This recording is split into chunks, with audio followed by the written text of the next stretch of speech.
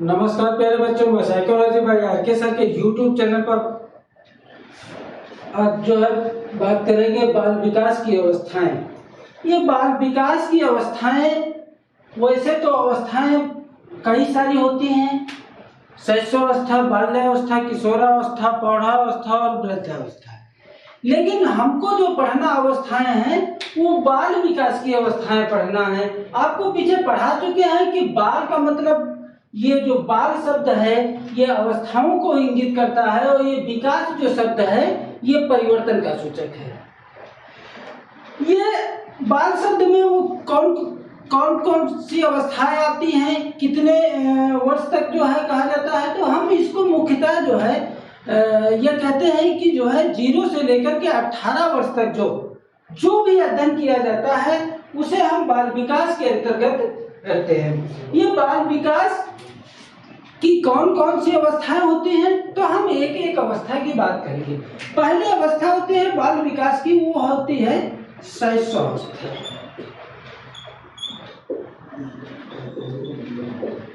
शैशवावस्था। दूसरी जो अवस्था बाल विकास की होती है वो होती है बाल्यावस्था।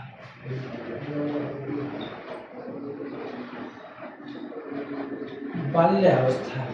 और तीसरी जो अवस्था होती है वो होती है किशोरावस्था।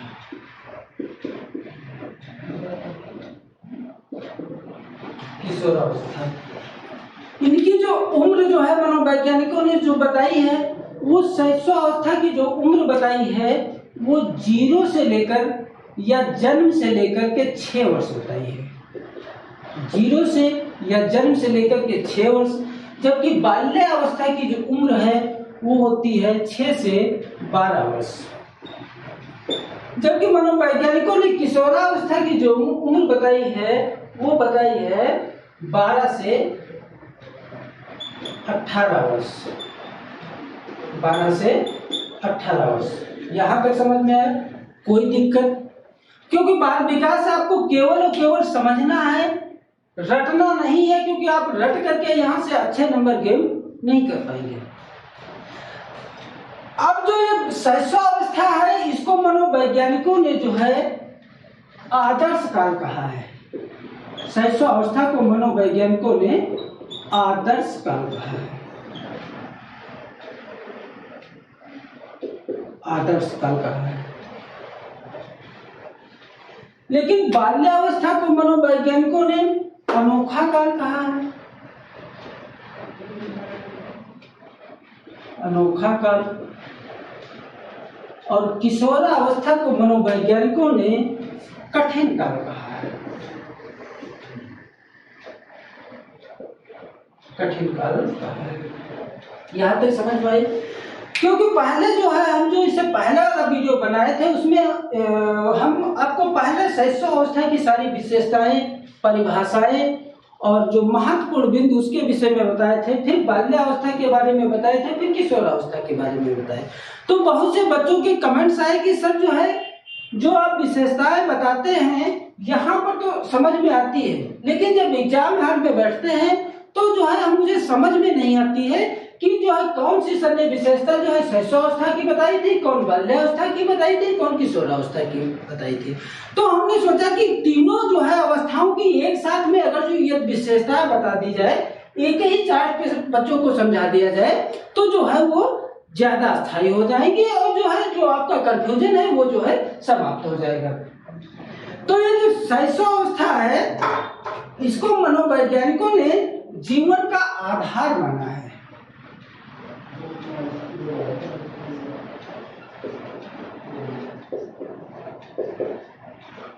आपके एग्जाम में प्रश्न पूछा जाए कि जीवन के आधार किसे जो है कहा जाता है, तो आपका ऑप्शन क्या होगा? शैशवावस्था। इसीलिए इसे आधार माना गया, इसीलिए इसी को जो है आदर्श काल कहा जाता है। क्या कहा जाता है? आदर्श काल कहा जाता है। जबकि बाल्यावस्था को मनोवैज्ञानिकों ने निर्माणकारी काल कहा है।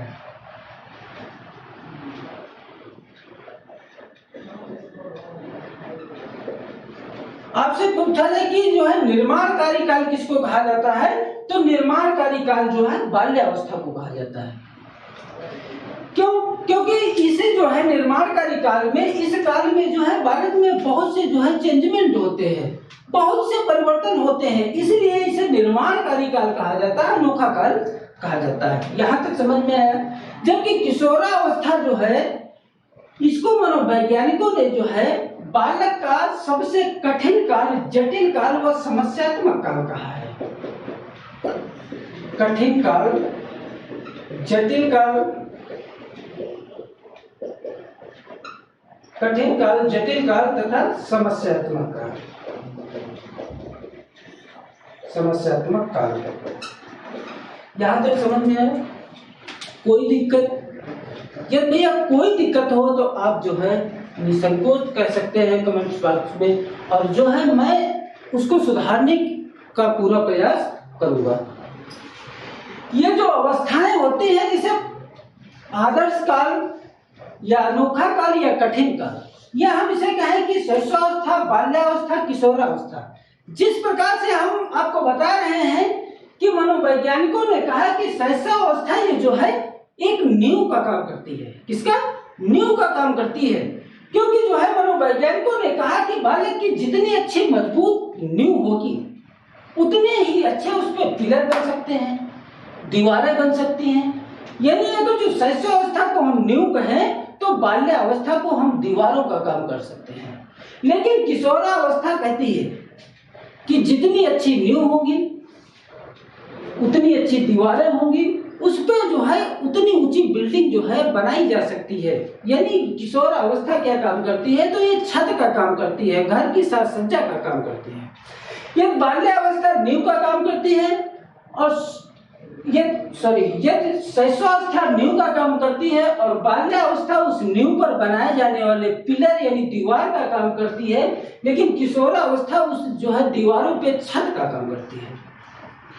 मनोवैज्ञानिकों ने जो है ये जो शैशवावस्था की उम्र बताई 0 से 6 वर्ष, इसको मनोवैज्ञानिकों ने 2 भागों में बांटा।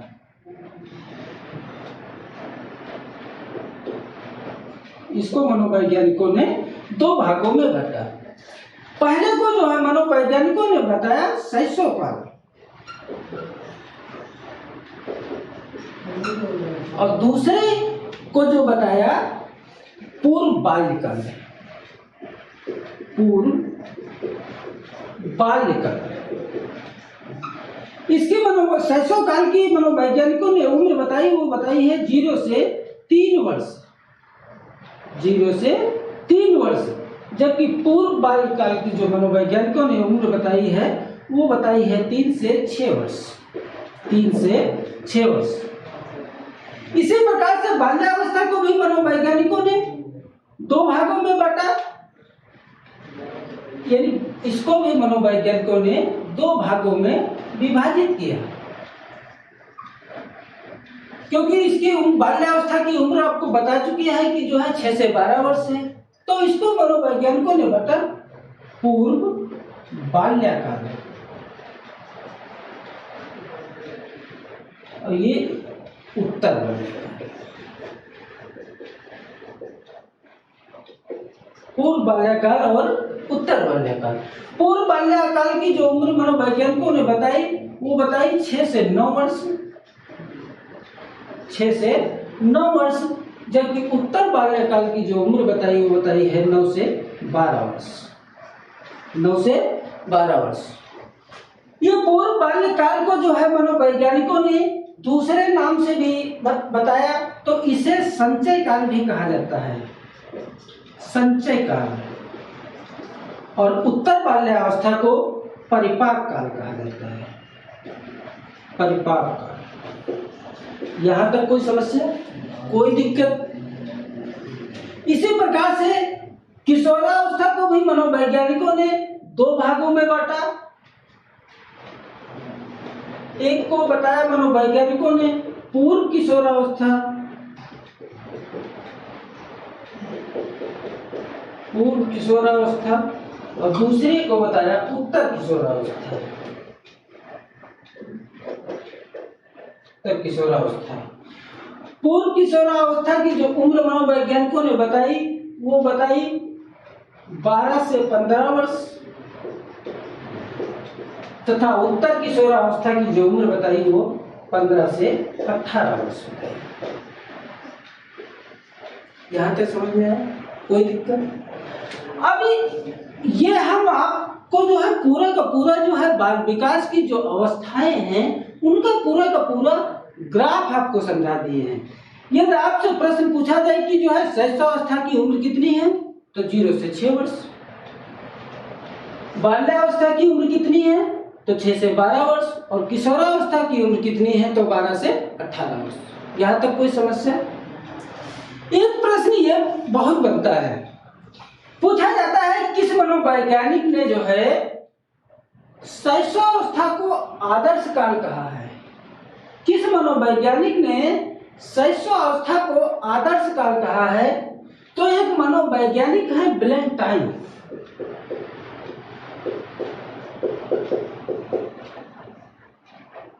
बैलेंटाइन महोदय ने जो है शैशवावस्था को आदर्श काल कहा है। अब यहाँ तो बैलेंटाइन ने कहा, तो किसी मनोवैज्ञानिक ने जो है बाल्यावस्था को भी अनोखा काल कहा होगा।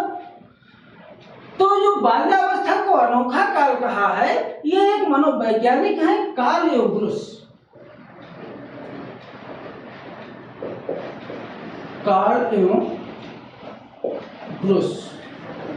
कार्ल ब्रूस ने जो है बाल्यावस्था को अनोखा काल कहा है, जबकि आदर्श काल किसने कहा? बैलेंटाइन ने कहा है। इसी प्रकार जो है कठिन काल किसने कहा होगा? तो कठिन काल एक मनोवैज्ञानिक हैं किलपैट्रिक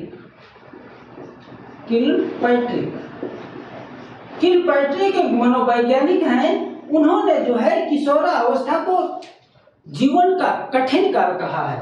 कठिन काल इसलिए कहा है क्योंकि जो है यहाँ पे जो है बालक विषय चुनाव में, व्यवसाय की चिंता, नौकरी की चिंता, घर परिवार में एडजस्ट नहीं कर पाता, इसलिए जो है किशोरावस्था को जो है कठिन काल कहा है। अब ये तीनों अवस्थाओं की जो है हम लोग जो है विशेषताएं देखते हैं कि कौन कौन सी विशेषताएं हैं। यदि हम तीनों अवस्थाओं की विशेषताएं एक साथ समझ लेते हैं, एक साथ पढ़ लेते हैं, तो वो जो है ज्यादा स्थायी होता है। एक एक अवस्था की हम लोग जो है विशेषता समझने का प्रयास करते हैं।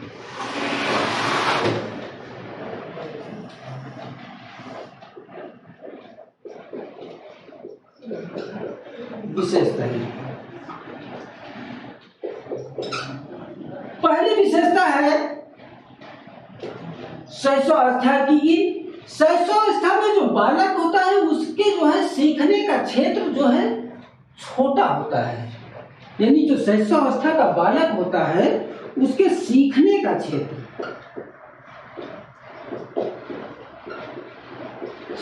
छोटा होता है तथा शारीरिक विकास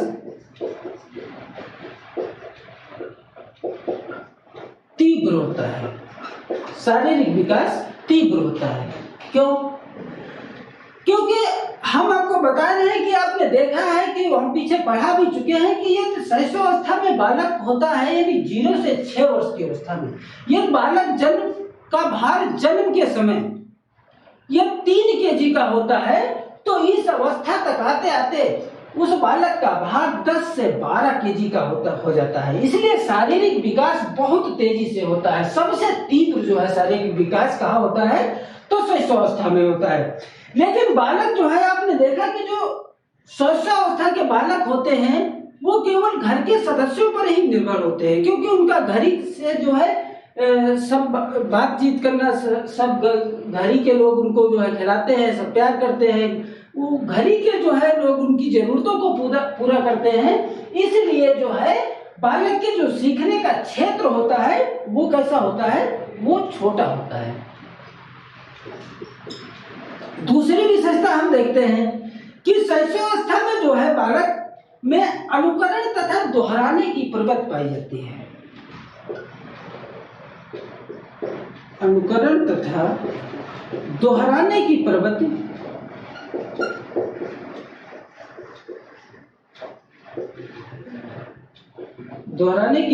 पाई जाती है।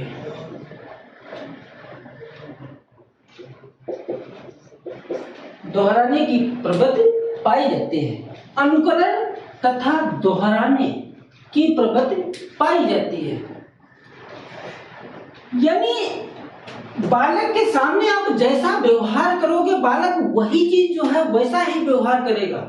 यदि बालक के सामने आप चोरी करोगे, झूठ बोलोगे, तो बालक को जो है लगेगा कि चोरी करना अच्छी बात है, झूठ बोलना अच्छी बात है, क्योंकि बालक देख करके सीखता है, अनुकरण करके सीखता है, दोहरा करके सीखता है। जो आप बोलोगे बालक वही बोलेगा, क्योंकि जो है बालक को लगता है कि चोरी करने अच्छी बात है, क्योंकि घर के लोग ये चोरी कर रहे होंगे तो जो है बालक भी चोरी करना सीख जाता है।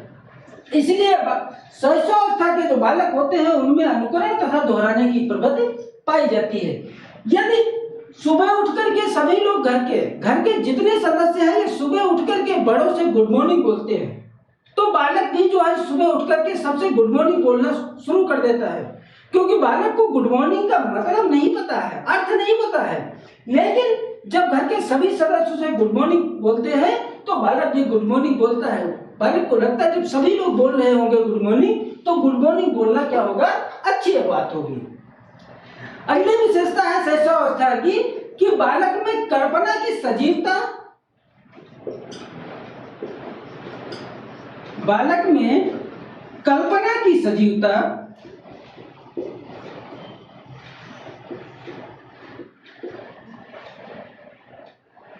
जिज्ञासा, कल्पना की सजीवता, जिज्ञासा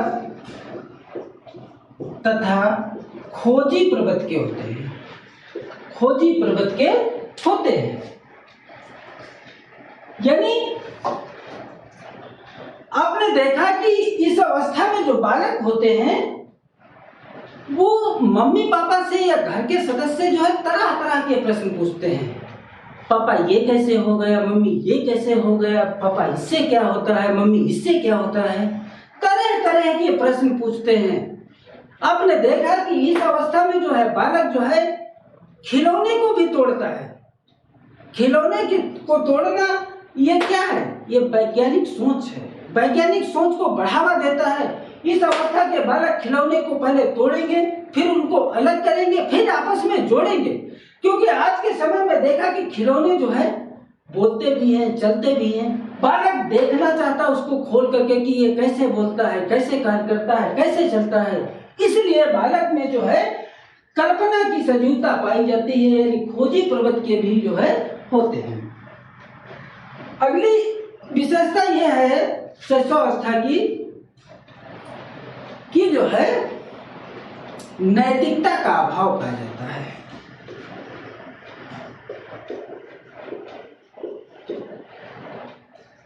नैतिकता का अभाव, यानी बालक में नैतिकता का अभाव पाया जाता है, क्योंकि एक बालक को ढेर सारी आइसक्रीम आप दिखा दो तो बालक कहेगा नहीं मुझे पूरी आइसक्रीम चाहिए। बालक से कहो कि नहीं छोटी बिटिया को दे दो, कहेगा नहीं। उसे कह दो बड़े भैया को दे दो, कहेगा नहीं, क्योंकि उसे भले हो वो इतनी ही आइसक्रीम खाए, लेकिन क्या होगा, उसे आइसक्रीम पूरी चाहिए, क्योंकि उसमें नैतिकता का अभाव है, नैतिकता ही नहीं है। यदि उसमें नैतिकता होती तो बालक समझता कि दूसरे का हिस्सा खाना गलत है। इसलिए बालक में जो है शैशवावस्था के जो बालक होते हैं उनमें नैतिकता का जो है अभाव पाया जाता है। अगली विशेषता है कि बालक जो है मूल प्रवृत्तियों के आधार पर व्यवहार करता है।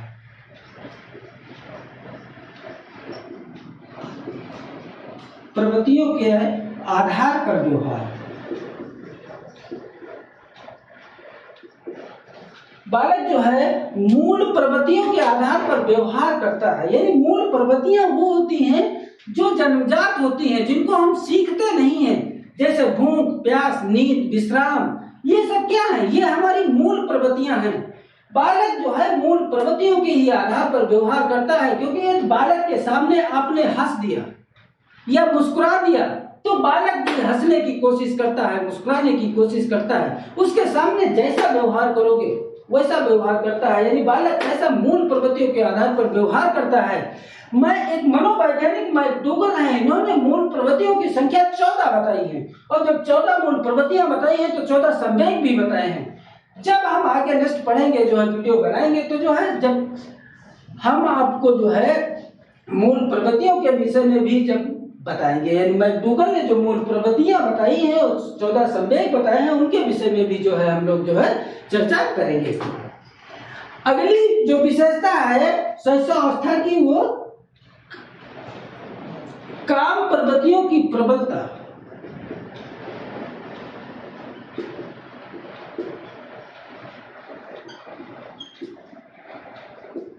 काम प्रवृत्तियों की प्रबलता या हम इसे कह दें विषम लिंगी प्रेम।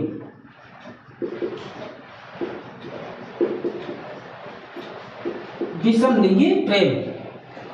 अब आपको लग रहा होगा कि सर क्या बता रहे हैं, विषम लिंगी प्रेम यानी 6 वर्ष का बालक विषम लिंगी प्रेम। तो हम आपको बता रहे हैं कि फ्रायड ने बताया, किसने बताया, फ्रायड ने बताया कि जो इस अवस्था के जो बालक होते हैं 3 से 6 वर्ष के बालक जो होते हैं उनमें जो है लड़कों में मातृ प्रेम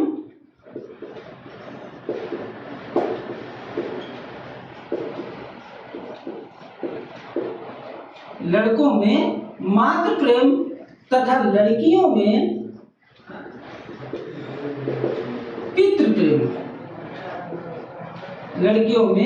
पितृ प्रेम की भावना का विकास हो जाता है, जिसे मनोवैज्ञानिकों ने लड़कों में मातृ प्रेम भाव को ओडिपस भावना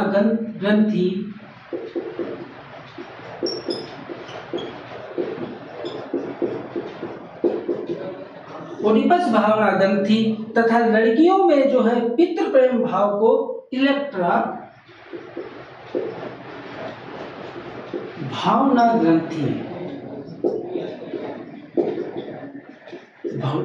ग्रंथि पाई जाती है। यहां तक समझ में आया? कोई दिक्कत, कोई समस्या? यदि आपसे प्रश्न पूछा जाए कि जो है शारीरिक विकास सबसे ज्यादा कहाँ होता है तो शैशवावस्था में, लेकिन जो है मनोवैज्ञानिकों ने जो है इसमें थोड़ा असमंजस में पड़ गए। यानी जो फ्रायड ने जो बताया कि लड़कों में मातृ प्रेम भाव और लड़कियों में पितृ प्रेम भाव में जो ग्रंथियां विकसित हो जाती हैं इनमें असमंजस हो गया, तो इसको जो है फ्रायड ने बताया। इसकी फ्रायड ने जो है 5 अवस्थाएं बताई हैं। फ्रायड ने 5 अवस्थाएं बताई हैं। 5 अवस्थाएं बताई हैं। पहली अवस्था जो फ्रायड ने बताई वो बताई है मुखावस्था। मुखावस्था यानी ये जो उम्र होती है वो 0 से लेकर के 1 वर्ष, 0 से लेकर के 1 वर्ष, इसको फ्रायड ने बताया मुखावस्था। यानी बालक के सामने जैसा आपका मुंह होगा, जैसा आपका जो है चेहरे की आकृति होगी, बनावट होगी, वो ऐसा व्यवहार करेगा। यदि आप देखा छोटा बालक होता है, यदि उसके सामने आप मुस्कुरा दो तो वो भी मुस्कुराने की कोशिश करता है। उसके सामने जो है चुटकी बजाओ तो वो भी जो है चुटकी बजाने की कोशिश करता है। उसके सामने हाथ हिलाओ तो वो भी हाथ हिलाने की कोशिश करता है। इसको फ्रायड ने बताया मुखा अवस्था, और ये जो होती है 0 से 1 वर्ष होती है। दूसरी फ्रायड ने अवस्था बताई, वो बताई गुदा अवस्था। गुदा अवस्था, गुदा अवस्था की जो उम्र बताई है फ्रायड ने वो बताई है 1 से लेकर के 2 वर्ष। 1 से लेकर के 2 वर्ष गुदा अवस्था। इस अवस्था में देखा है कि यानी 1 से जो 2 वर्ष के बालक होते हैं उनको जो है गुदा अवस्था कहा फ्रायड ने। गुदा अवस्था इसलिए कहा क्योंकि इस अवस्था के जो बालक होते हैं उनको मलमूत्र त्याग करने में बड़ा आनंद आता है, क्योंकि बालक एक दिन में 7, 8, 10 बार जो है मलमूत्र को त्याग करते हैं। इसलिए फ्रायड ने इस अवस्था को क्या कहा, गुदा अवस्था कहा। तीसरी जो अवस्था बताई फ्रायड ने वो बताई लैंगिक अवस्था।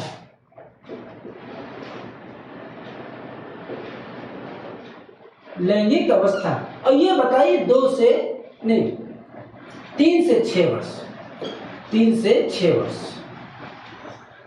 लैंगिक अवस्था। ये इसी लैंगिक अवस्था में जो है ये इलेक्ट्रा भावना ग्रंथि और ओडिपस भावना ग्रंथियां जो विकसित हो जाती हैं, जो है लड़का जो है अपनी माता के प्रति प्रेम करता है, जिसे ओडिपस भावना ग्रंथि कहा जाता है, और लड़की अपने पिता के प्रति उसका प्रेम ज्यादा बढ़ जाता है, जिसे इलेक्ट्राना भावना ग्रंथि के नाम से जानते हैं। अगली जो अवस्था बताई फ्राइड ने 4 नंबर की, वो बताई सुप्तावस्था। सुप्तावस्था, और इसकी उम्र बताई 6 से 11 वर्ष।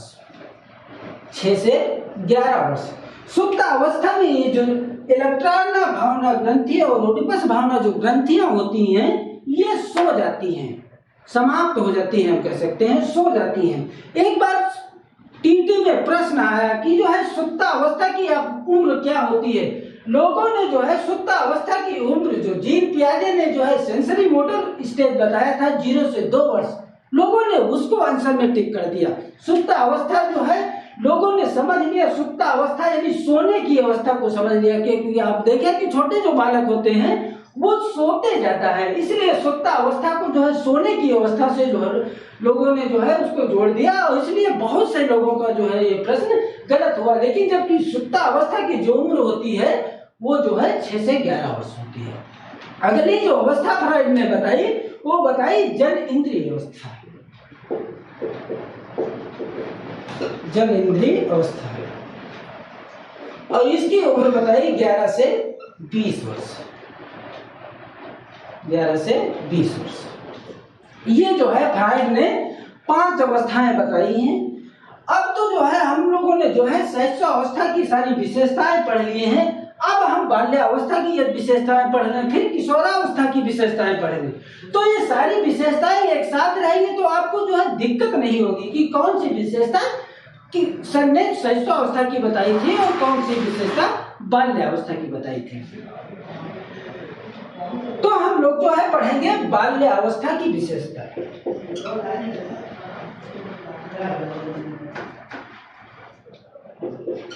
बाल्यावस्था की विशेषता। बाल्यावस्था की पहली विशेषता यह है कि बाल्यावस्था में सीखने का क्षेत्र जो होता है वो बड़ा हो जाता है।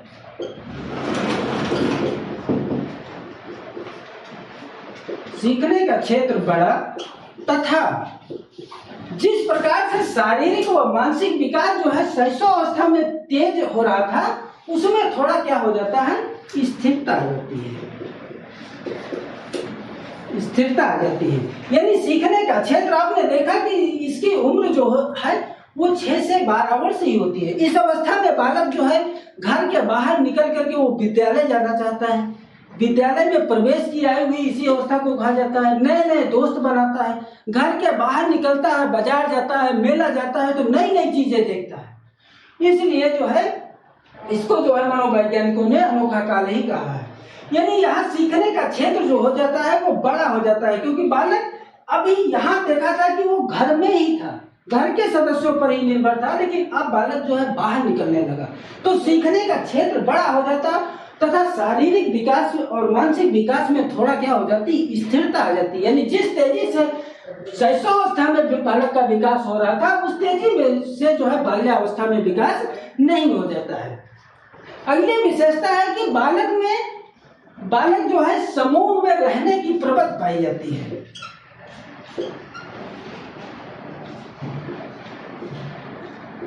समूह में रहने की प्रवृत्ति, बालक को समूह में रहने की प्रवृत्ति पाई जाती है, जिसे मनोवैज्ञानिकों ने जो है टोली उम्र, गैंग एज, समूह की आयु, स्फूर्ति आयु, गिरोह की आयु आदि नामों से मनोवैज्ञानिकों ने इसे पुकारा है। यानी समूह में रहने की प्रवृत्ति के जो है मनोवैज्ञानिकों ने बहुत से नाम बताए हैं, क्योंकि यहाँ पे हम सारे नाम आपको लिख नहीं सकते हैं, क्यों समझा रहे हैं, आप समझ लीजिए। इसी को जो मनोवैज्ञानिकों ने टोली एज, गिरोह की उम्र, स्फूर्ति आयु, कंदी आयु, गैंग एज आदि नामों से जाना जाता है।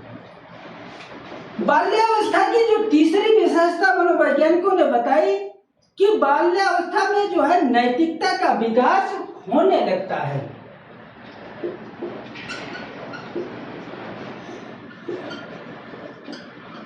नैतिकता का विकास होने लगता है। आपने देखा था कि शैशवावस्था में क्या था, नैतिकता का अभाव था, लेकिन बाल्यावस्था में नैतिकता का विकास होने लगता है, लेकिन पूर्ण कहाँ होता है, किशोरावस्था में। अभी किशोरावस्था जब बताएंगे तो हम बताएंगे, यानी बाल्यावस्था में बालक में नैतिकता का विकास होने लगता है। अगली विशेषता यह है कि भाषा का भी क्रमबद्ध विकास होने लगता है।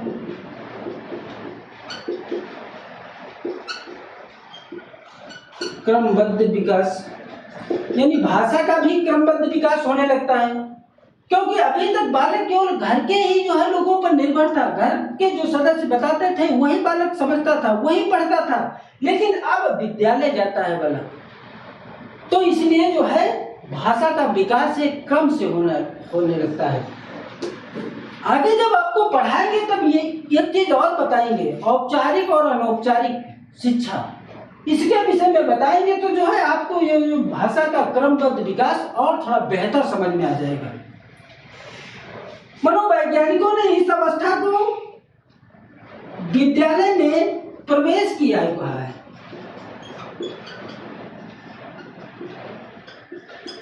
प्रवेश की आयु, विद्यालय में प्रवेश की आयु कहा मनोवैज्ञानिकों ने। अगली विशेषता है कि बालक जो है समकक्षीय अनुमोदन की प्रवृत्ति पाई जाती है, यानी बालक में समकक्षीय अनुमोदन की प्रवृत्ति, समकक्षीय अनुमोदन की प्रवृत्ति। समकक्षीय अनुमोदन का मतलब ही होता है कि साथ साथ चलना। आपने देखा कि इस अवस्था के बालक जो होते हैं, जिस रास्ते से उसका मित्र जाता है उसी रास्ते से वो भी जाना पसंद करते हैं। जहां तक जो है जो खाना उनको पसंद आता है वही खाना वो भी खाना चाहते हैं, जो खेल उनका मित्र खेलना चाहता है वही खेल वो भी खेलना चाहते हैं। इसलिए इस अवस्था में जो है समकक्षीय अनुमोदन की प्रवृत्ति पाई जाती है। अगली विशेषता यह है कि इस अवस्था में जो है संग्रहण करने की भी प्रवृत्ति पाई जाती है। संग्रहण करने की प्रवृत्ति, संग्रहण करने की प्रवृत्ति, यानी इस अवस्था में आपने देखा कि लड़के लड़कियां जो है चीजों को इकट्ठा करना चाहते हैं, इकट्ठा करते हैं, जैसे गुड़िया गुड्डा खिलौने आदि सब जो मिलते हैं, कॉपी पेन किताब आदि को जो है इकट्ठा करते हैं, यानी संग्रहण करने की प्रवृत्ति पाई जाती है। आपसे प्रश्न पूछा जाता है कि संग्रहण करने की प्रवृत्ति किस अवस्था में पाई जाती है, तो बाल्यावस्था में। अगली विशेषता यह है कि काम, इस अवस्था में काम प्रवृत्तियों का दमन,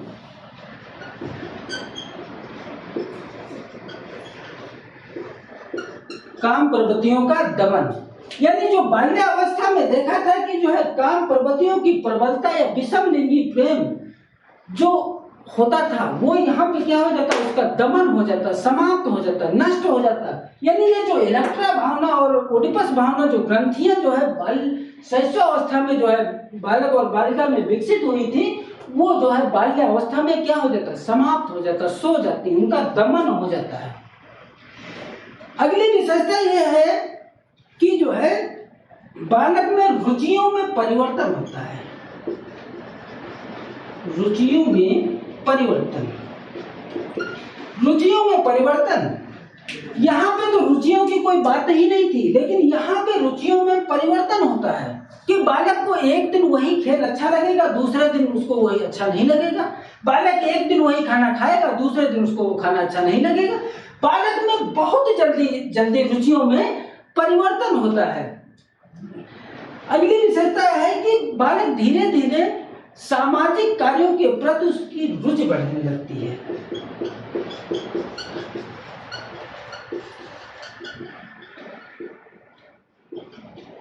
सामाजिक कार्यों के प्रति रुचि, क्योंकि बालक जो है विद्यालय जाता है इस अवस्था में तो नए दोस्त बनाता है। जब नए दोस्त बनाएगा बालक तो उन्हीं दोस्तों के साथ खेलना, बात करना, प्रोजेक्ट बनाना, ये सब जो है कहाँ होता है, ये सामाजिक कार्यों में जो है लगाव बालक का बढ़ने लगता है, इंटरेस्ट बनने लगता है। अगली विशेषता मनोवैज्ञानिकों ने बताया कि बाल्यावस्था में बालक को धीरे धीरे वास्तविकता का ज्ञान होने लगता है। वास्तविकता का ज्ञान होने लगता है। लेकिन यहाँ पे क्या था, यहाँ पे बाल्यावस्था में वास्तविकता का ज्ञान होने लगता है, लेकिन जो है शैशवावस्था में क्या था, वास्तविकता का अभाव होता था। क्या होता था, वास्तविकता का अभाव होता था। लेकिन जो है बाल्यावस्था में जो है बालक धीरे धीरे वास्तविकता यानी सही गलत के बारे में जानने लगता है। अगली विशेषता यह है कि बालक में कल्पना व जिज्ञासा की प्रबलता होती है। कल्पना व जिज्ञासा की प्रबलता पाई जाती है। और अगली विशेषता यह है कि बालक अपने समूह का सदस्य बन जाता है।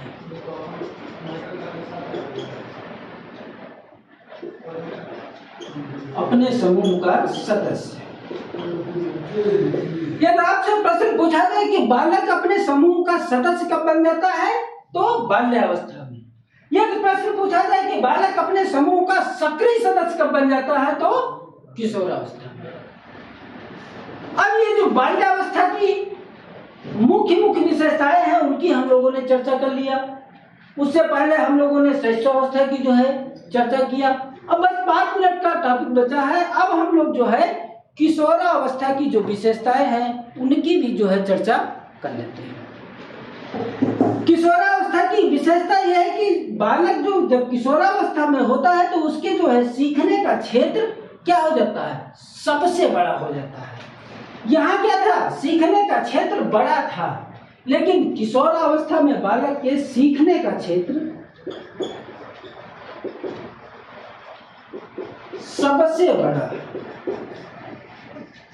सबसे बड़ा हो जाता सीखने का क्षेत्र, तथा शारीरिक व मानसिक विकास में क्या हो जाता, स्थिरता रहती है। नहीं, शारीरिक व मानसिक विकास में बालक क्या हो जाता है, परिपक्व हो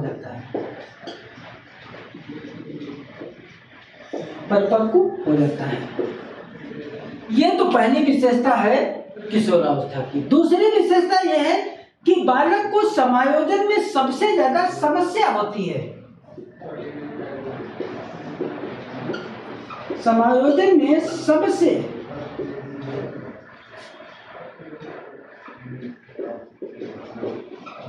ज्यादा समस्या होती है। बालक को समायोजन में सबसे ज्यादा समस्या क्यों होती है, क्योंकि जो है बालक जो है आपने देखा कि 12 से 18 वर्ष हो जाता है, बालक को विषय चुनाव, घर परिवार की समस्याएं, या जो है अपने व्यवसाय के प्रति उसको चिंता, या नौकरी के प्रति चिंता, जो है अनेक प्रकार की उसके समस्याएं हो जाती हैं, तो जो अपने आप को एडजस्टमेंट नहीं कर पाता। इसलिए समायोजन में सबसे ज्यादा समस्या कहाँ होती है, तो किशोरावस्था में होती है। अगली विशेषता है कि बालक जो है वो दिवा स्वप्न देखता है। दिवा स्वप्न देखना, बालक दिवा स्वप्न देखता है। दिवा स्वप्न का मतलब काल्पनिक दुनिया में, क्योंकि बालक सोचता तो बहुत कुछ है कि मैं प्रधानमंत्री बन जाऊं, मैं राष्ट्रपति बन जाऊं, मैं आईएएस बन जाऊं, मैं पीसीएस बन जाऊं, लेकिन जितना वो सोचता है, जितने वो सपने देखता है, उतने वो हासिल नहीं कर पाता। इसलिए बालक क्या होता है, काल्पनिक दुनिया में खोया रहता है। अगली विशेषता है कि बालक में विद्रोह या स्वतंत्रता की भावना पाई जाती है।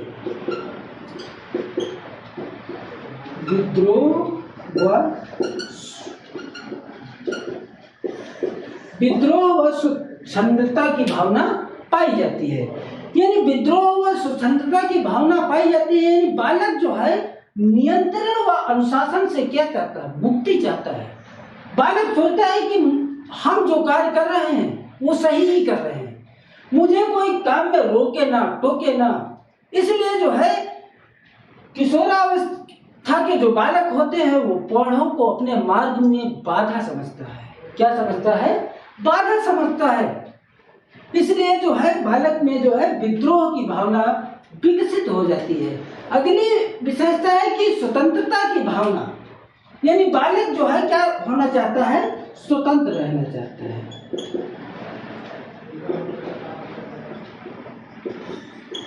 बालक जो है स्वतंत्र रहना चाहता है, सॉरी, कोई उसे रोके ना, कोई टोके ना। और यदि बालक को स्वतंत्रता की भावना से रोका जाता है, किसी भी प्रकार से यदि बालक को स्वतंत्रता की भावना से रोका जाता है, तो बालक का जो है अपराध की तरफ झुकाव हो जाता है।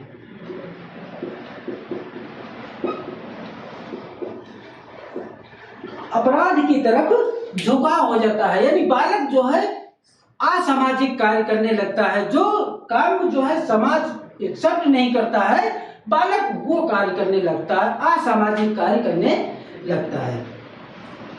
यानी जैसा व्यवहार समाज को चाहिए, जैसा व्यवहार समाज एक्सेप्ट करता है, उसके विपरीत जो है बालक व्यवहार करने लगता है। अगली विशेषता है कि बालक में कामुकता या विषम लिंगी प्रेम पाया जाता है।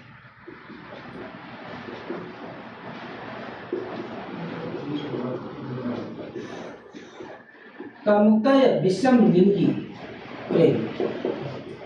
आपने देखा कि शैशवावस्था में भी जो है काम प्रवृत्तियों या विषम लिंगी प्रेम था, लेकिन किशोरावस्था में भी कामुकता या विषम लिंगी प्रेम है। लेकिन यहाँ पे जो है क्या हो रहा था, यहाँ हो रहा था कि लड़का अपने जो है माता के प्रति और लड़की अपने पिता के प्रति उसका लगाव हो जाता है, झुकाव हो जाता है। लेकिन यहाँ पे जो किशोरावस्था में कामुकता या विषम लिंगी प्रेम पाया जाता है, उसमें यह होता है कि लड़का लड़की के प्रति और लड़की लड़के के प्रति इंटेंशन बढ़ता है, झुकाव हो जाता है, प्रेम होने लगता है, लगाव बढ़ने लगता है। उसे जो है विषम लिंगी प्रेम के नाम से जानते हैं।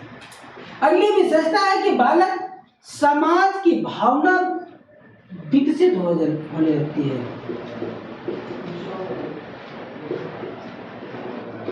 समाज की भावना विकसित होने लगती है। अगली विशेषता है कि बालक में रुचियों में स्थिरता आ जाती है।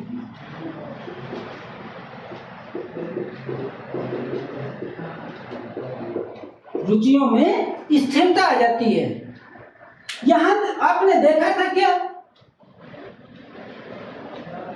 आपने यहां देखा था बाल्यावस्था में बालक में रुचियों में परिवर्तन होता है, अस्थिरता रहती है। लेकिन यहाँ क्या हो रहा है, किशोरावस्था में रुचियों में स्थिरता आ जाती है।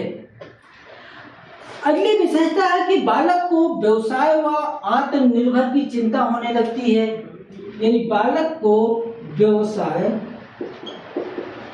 व आत्मनिर्भर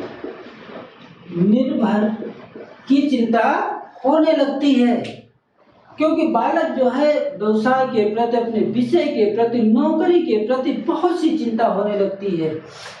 इस अवस्था में जो है बालक में वीर पूजा की भावना पाई जाती है। वीर पूजा, वीर पूजा यानी बालक अपने आप को ही सबसे ज्यादा शक्तिशाली समझता है।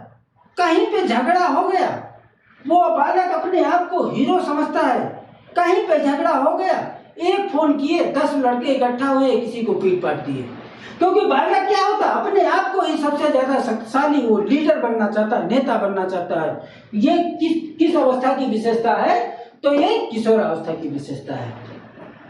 अगली विशेषता यह है कि बालक का किशोरावस्था में बुद्धि का भी सबसे अधिकतम विकास होता है।